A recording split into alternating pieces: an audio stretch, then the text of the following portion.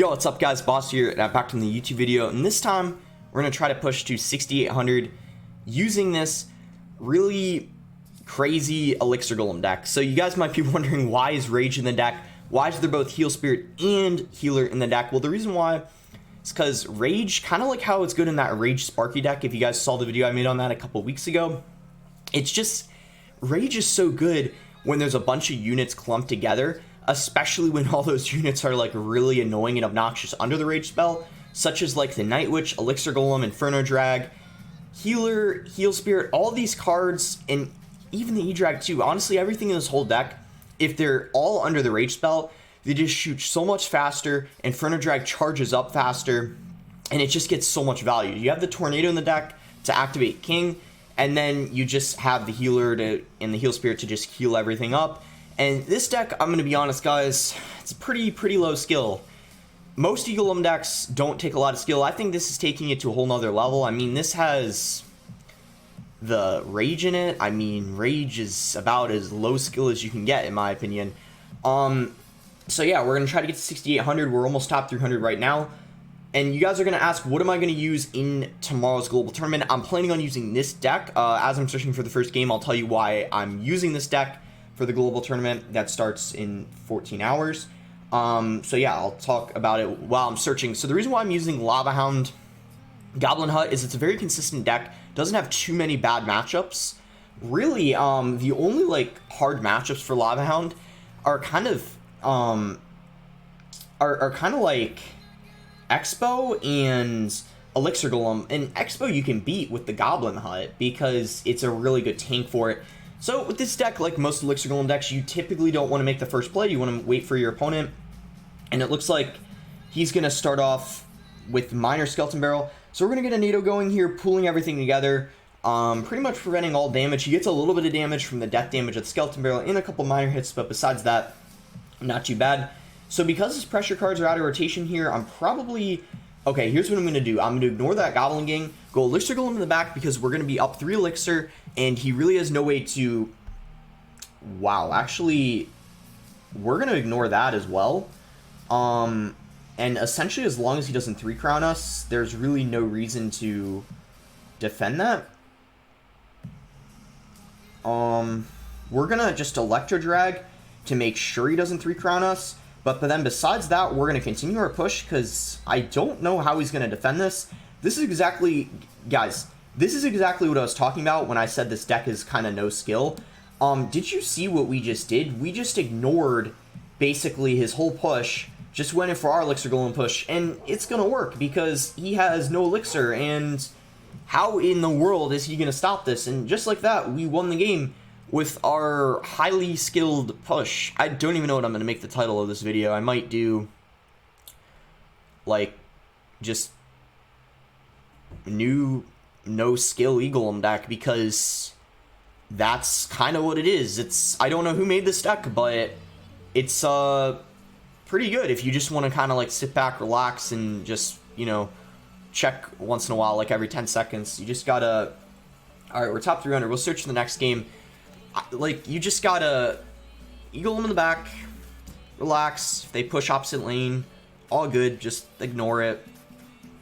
Stack behind your eagle them, place 1 card just to make sure they don't 3-crown you, and then boom, just like that, you win the game. Now, as I said, there's obviously bad matches for this deck, such as Splash Yard, and because Splash Yard is very popular in this meta, that is definitely one you are going to lose a lot, but you can end up beating it by just overwhelming them, but definitely is pretty difficult. So we might end up versing Splash Yard right here, so we'll see if I can end up winning this matchup. If they have Bomb Tower, it's really difficult, but if they have Goblin Hut, you actually have somewhat of a chance. So we're going to go Elixir Golem opposite lane. It's kind of what you want to do. If they drop something like a Musketeer, your deck overall isn't really that good versus Musketeer. E-Drag's really bad versus it. Inferno Drag as well. It's just, I don't like playing into a Musketeer. I usually like ignoring it. And Inferno Drag is going to get some good value here, but unfortunately it looks like he is going to have the Bomb Tower, which, as I've already said, kind of crushes this deck. But what we're going to do is just kind of chill here, let the Inferno Drag kill the Knight, and It's not going to get any damage on the tower, really. It might get, like, a little bit, but overall not that much. Huh, so yeah, this is, as I said, this is going to be really, really tough. We're going to Elixir Golem, though. Hopefully that chains everything. The Musketeer. Yeah, it does. Okay, as long as we kill this baby dragon Musketeer, and he doesn't have a lot of counter push, we should be fine. We just got to watch out for the Knight now. He might go Knight, Graveyard. I wouldn't be surprised. So there's the Knight. There's the, Graveyard. So we're gonna go Night Witch. We're gonna go Heal Spirit, healing up the Night Witch, pretty much back to, full health, so it can take care of the remainder of that Graveyard. And not too much damage. We didn't take much damage there, especially considering the fact he probably got half of that from the poison. So, really, he didn't get much damage off of that at all. That was pretty nice. We're going to go Elixir Golem in the back. If he goes Musketeer, we could NATO it in the other lane. I changed my mind. I think that would be too bad.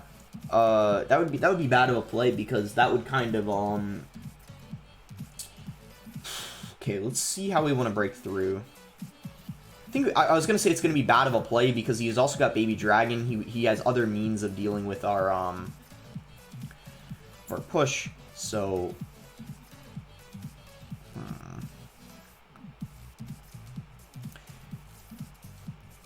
okay. Here's what we got to do, guys. We have to completely ignore that and just hope we take his tower here. And by completely ignore it, I mean just NATO it to make sure, obviously. Okay, look at all we... Okay. He can't defend this, can he? No way, right? Oh my... Guys. We might actually beat this... We might actually beat him all because we defended his push with basically no elixir. NATO to NATO the baby dragon in, kill the musketeer. Healer's still alive, healing everything up. This deck isn't fair. Guys, I barely use this deck, and I barely use this deck, and I'm winning with it. This is about as no skill as you can get. I'm just gonna be straight up honest with you guys. This is just kind of...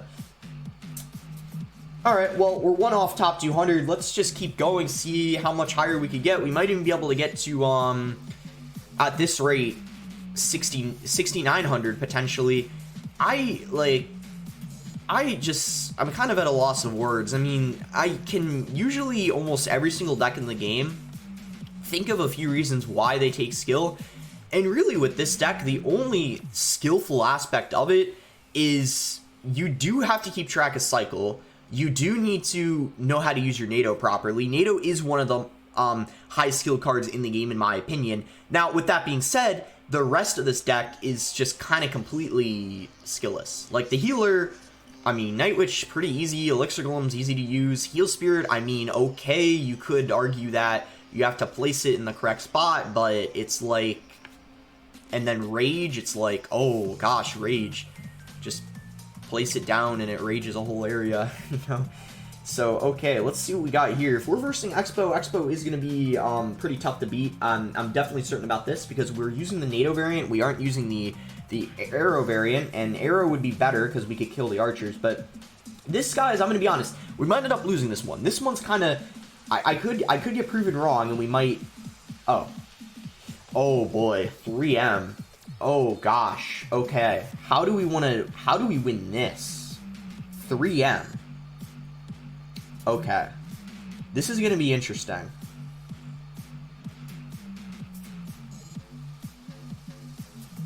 Do we just ignore this again, I think?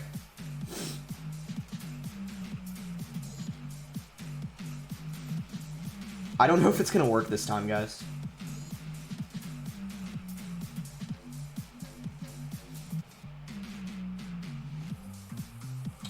Alright, didn't work this time. Okay, so you can't always just ignore everything, but I thought it was going to potentially work because if we somehow defended that, we probably would have 3-crowned him.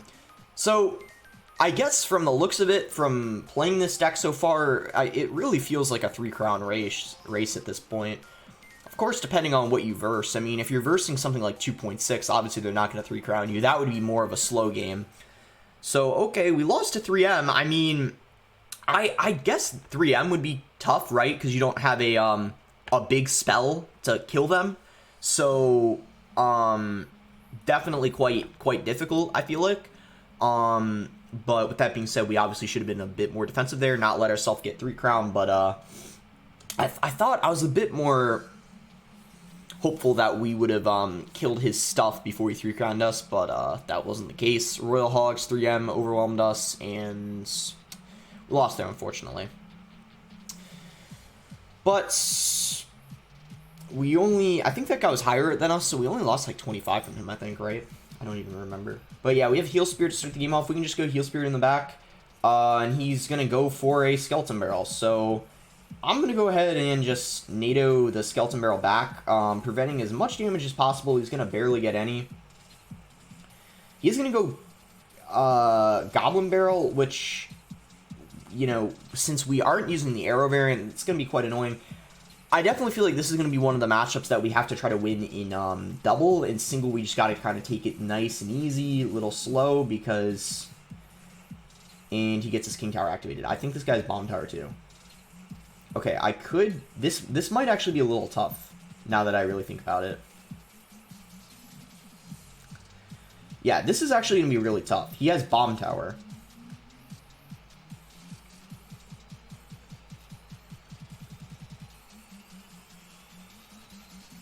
I mean, we definitely could NATO and activate King off of a barrel, but it's going to be tough. And he played it in the safe spot, so we just have to NATO it away. I think the only way we win this is if we, like, ignore one of his Skeleton Barrel pushes. But even then, I don't even really know what... Yeah, this is kind of... Okay, let's try to make something happen here. I don't expect anything to... I don't expect us to get much damage, but let's just try. I mean, the reason why I'm not very hopeful that we're going to get much damage here is because he has the King activated, he's got Bomb Tower, and oh my goodness, yeah. Good Dark Goblin on his end. We're going to get damage, but dang, that was not a very successful push at all. We're just going to ignore the barrel for sure. Yeah, I think we lose this one for sure. I was actually thinking of making a video on this Logbait deck, because it's pretty solid in the meta. Okay, we got Elixir Golem in the back and build up a push. I think that's like the only way we possibly win this.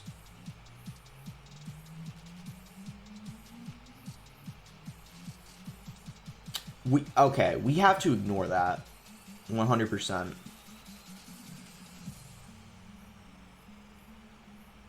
And then just go for, like, a Rage here. Try to NATO in the Princess. Are we actually going to take his tower? What? Kill the Princess, maybe? Oh, no. The Princess needs to die. That's getting way too much value. Wait. No, he stops it.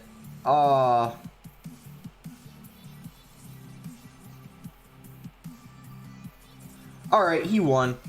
Okay, that sucked. If we killed his princesses, like if I didn't screw up the NATO and killed the princess that was on the right, and then also the one that was behind the King Tower, if we killed those, we would have won. That was really close. But obviously, since he had Bomb Tower, that helped him out a bit there, but we almost ended up winning by just completely ignoring... Basically, all we did, like we did the first couple of games, is just kind of ignore everything and then just go in for our push, and we almost 3-crowned him. We almost took his Arena Tower, and then we almost 3-crowned him. Maybe I should have played the healer, going for the King Tower instead of playing it in the pocket. That might have been a bit of a mistake. Not really sure, but it's really hard to think of the mistakes you made with a deck like this, because it's just kind of... I don't even know. Are you even really thinking when you use a deck like this? I don't know. We're just going to go Night Witch in the back. Opposite of the Goblin Hut. And then I think we want to Elixir Golem to try to get rid of this Goblin Hut as quick as possible. Then we'll go Electro Drag, try to chain everything here. And he's going to have Barbarian, so this is going to be a Lava Hound. This is the deck I was thinking of using in... Oh, he's got arrows, a little bit of a different variant. I don't like using arrows in Lava Hound decks.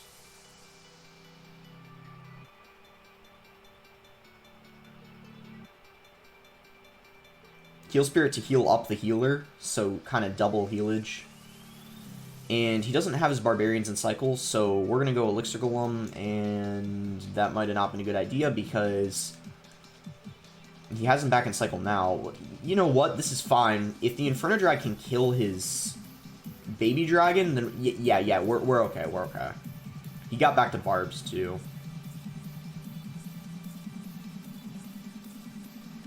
We just need to NATO the, Actually, I'm not going to NATO. I thought he was going to Miner. If he doesn't Miner, then we don't need to. He actually ended up going in for a Miner. I guess we'll activate King. Dang it, that's so much damage, though. Wow, that is so much damage.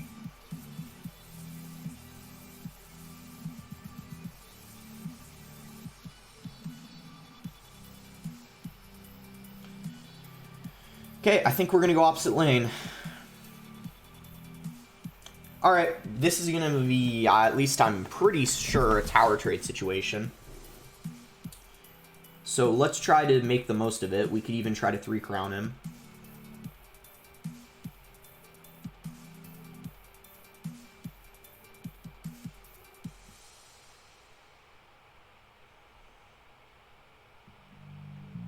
I might have needed to get a Rage down earlier. Does it even matter? We have all this down right now. We go for another Elixir Golem. 25 seconds left. More than enough time. Look at his tower.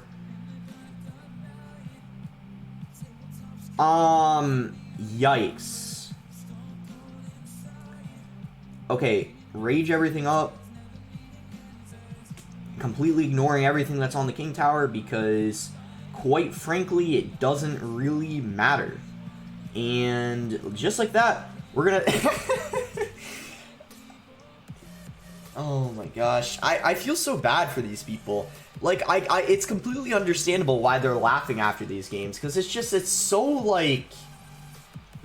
It's honestly just kind of so unfair. Like, I don't really know what else to say. It's just kind of like, what are they even supposed to do, you know? When they don't have a bomb tower or, like, enough splash, I don't even know what they're supposed to do. It's just...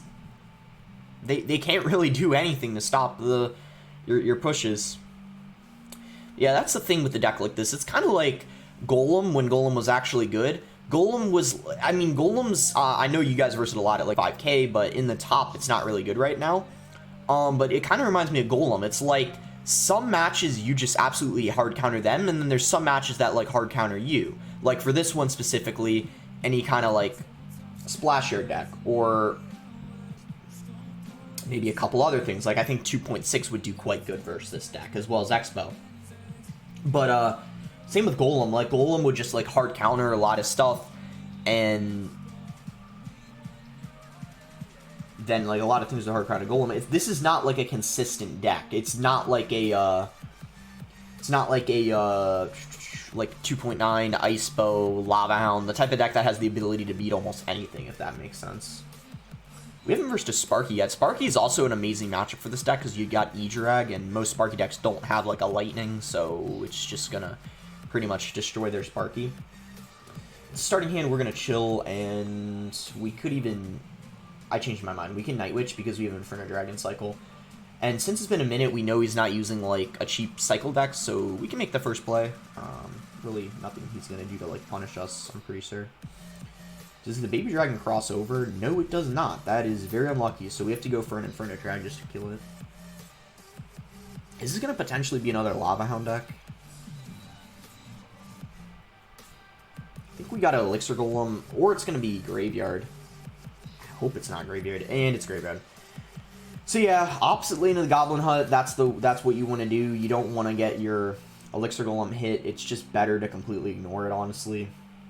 Okay, we'll go Electro Drag here, potentially NATO everything into the E-Drag. It's going to go Barbarrel, we're going to go Heal Spirit. And he's gonna go for a poison. So, oh, and a NATO. That's a lot of elixir that he just spent. And ideally,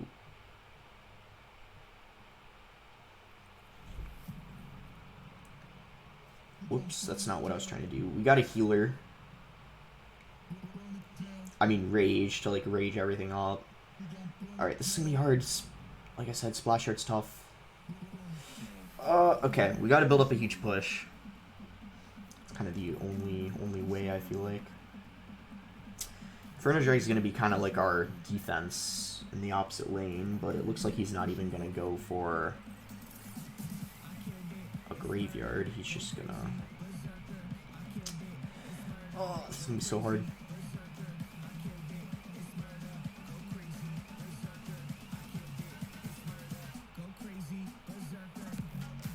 Yeah, this is this is so hard.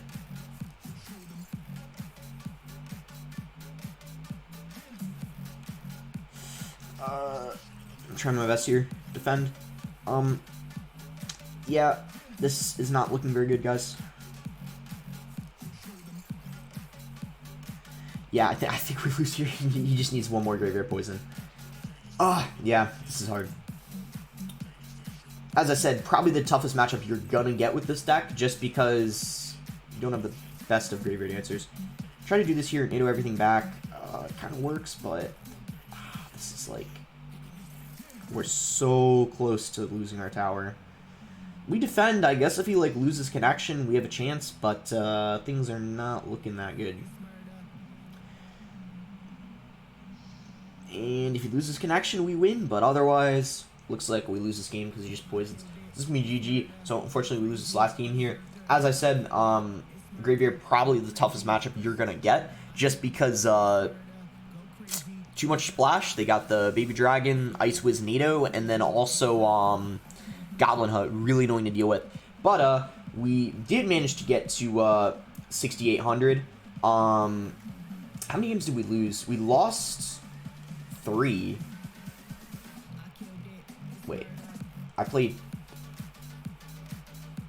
So I won 3 and lost 3. How did we end up getting? Oh, I see what happened now. Let me show you this replay versus this graveyard deck that I managed to beat, just to show you guys kind of like how broken the deck is. This was like before I started recording. I just want to show you guys kind of how unfair this deck is. You're gonna see just right here. So yeah, I guess we kind of had a video with an even amount of wins and losses, which I guess is alright. I still, yeah, so as you just saw that, I put it on 4 times speed, but you can see this deck is just sometimes completely just unfair sometimes. But yeah, that's gonna be it. I guess it's fine having an even amount of wins and losses. It's important, in my opinion, to show losses too, because it kind of like shows you guys like what the tougher matchups are, maybe like what I could have done differently. But of course for this deck, it's kind of hard to say what I would have done differently with, because it's am I really, like as I said, am I really thinking when I'm playing this deck? Not really, if I'm being honest with you guys. It's just kind of pretty much just reacting to what they do, and then there's some points in the game where I'm just like, why don't I just ignore what they do and just go for the 3 crown, which I did in a couple of games. So that's gonna be it. Make sure to like the video if you guys enjoyed it, subscribe if you're not subscribed already, and hope you guys are excited for tomorrow's global tournament video. I'm, as I said, probably going to be using Lava Hound Goblin Hut. I think it's a very, very solid deck in this meta. And with that being said, thanks again. Until next time, guys.